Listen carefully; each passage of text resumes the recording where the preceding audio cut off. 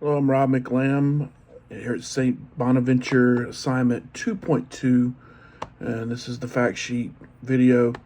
I have chosen to do mine on the U.S. military veterans, 5 things that will affect my reporting. First of all, the stereotypes. A lot of this is really kind of new to me, if I'm being quite honest. Heroic He-Man portrayals of white, muscle-bearded ex-special forces men. I guess I didn't think along those terms. Maybe in movies, there's stereotypes of ex-military. I know, when I was growing up, a big one was Rambo, of course, and then you had a lot of them, like Tommy Lee Jones taking over Central Park. That sort of they were losing their mind, or they were having issues with the war. But I guess it never really occurred to me that that might be something that was a stereotype. Trauma porn, veterans with PTSD or other trauma from things they've seen or experienced. They're combat veterans, constantly depicting only trauma-fueled storylines, reduces the myriad of post-service experiences to one. Again, I guess if I always thought if there was PTSD, it would be something that was along the lines of the things that created the trauma. I don't know that I always thought about it as being limited to one. I guess I just felt like, it was a collective. And so again, that's a stereotype maybe I didn't really understand or grasp going into this. Addicts and criminals, veterans self-medicating.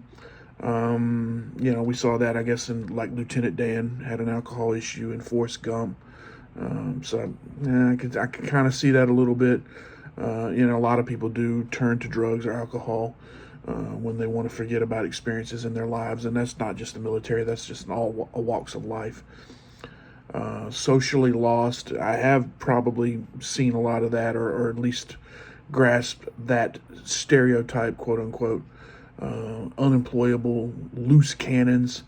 I don't know it'll go that far. Beginning like you go back to Rambo. It was sort of a loner type of thing. You get that expression that they want to be alone. And I remember as a UPS guy years ago, I delivered to one gentleman in Henderson, and he was sort of like that. And in that case, I guess it wouldn't be a stereotype because that's really how he was. He was someone who wanted to be alone. He was someone who got skittish when I would go up his driveway to deliver packages, which made me wonder why he ordered stuff. And so there was a lot of that as well. Disabled veterans shown as objects of pity because they can't cope. Never really saw that either. I think a lot of it is more of pity in that they've given so much. But again, I have one perspective. There's so many others in this world, and that's kind of what I'm trying to do, is see things from a different point of view.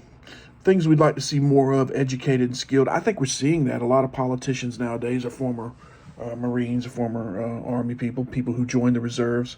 That's one of my big regrets in life. I had taken that, I guess it's called ABSFAB, the test to join the military, and I scored a 97. So I did really well. And I wished I had done that, but I didn't. I had moral opposition to the war in Iraq at the time in 2002. So that was why I didn't do it. But I think you are seeing a lot of people who are educated, skilled, and then they're using that to do one or two things: either taking that skill and applying it in their lives, or they're double dipping. They're simply just working, and then they're doing reserve and giving themselves an earlier and better retirement. So, yeah, I think that's something you could see more of, and I think it would induce people actually to enlist in the military. And I suppose that could be a good thing for the future of the military in the country, seeing as they struggle to get numbers.